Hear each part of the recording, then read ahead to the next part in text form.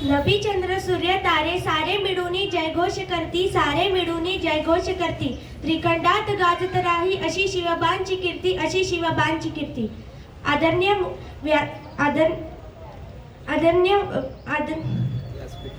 आदरणीय व्यासपीठ, मान्य मुख्याध्यापक, मान्य गुरुजन वर्ग आणि माझ्या प्रिय मित्र मैत्रिणींनो, माझे नाव स्वरा भगवंता गुजर, वर्ग 6वा ब। छत्रपती शिवाजी महाराज हे हिंदवी स्वराज्याचे संस्थापक तसेच महान युगपुरुष होते। त्यांनी शून्यातून केलेली स्वराज्याची निर्मिती हे आपल्या सर्वांसाठी खूप प्रेरणादायी आहे। छत्रपती शिवाजी राजे हे आदर्श स्वराज्य कारभार करणारे महाराष्ट्राचे पहिले छत्रपती आहेत।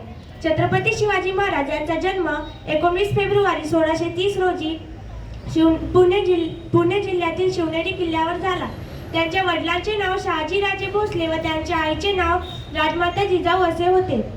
राजमाता जिजाऊंनी शिवरायांवर बालपणापासूनच उत्तम संस्कार केले।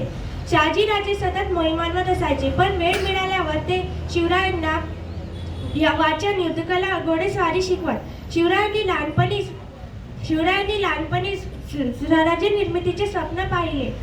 इसवी सन 1645 मध्ये त्यांनी रायरेश्वराच्या मंदिरात मावळ्यांसोबत स्वराज्याची प्रतिज्ञा केली। स्वराज्य निर्मितीचे मुहूर्तमेढ म्हणून त्यांनी तोरणा किल्ला अत्यंत लहान वयात जिंकला। त्यानंतर स्वराज्यावर आलेल्या प्रत्येक संकटाशी त्यांनी धैर्याने सामना केला। त्यांनी तानाजी मालुसरे, बाजीप्रभू देशपांडे, मुरादबाजी असे जीवाला जीव देणारे मावळे तयार केले। स्वराज्य निर्मितीची प्रतिज्ञा, स्वराज्याचे तोरण, गड आला पण सिंह गेला, प्रतापगडावरील पराक्रम असे अनेक प्रसंग त्यांच्या अजोड कार्याची माहिती पटवून देतात। इसवी सन 1674 मध्ये छत्रपती शिवाजी महाराज यांचा राज्याभिषेक झाला। त्यांनी राज्यकारभार व्यवस्थित चालवता यावा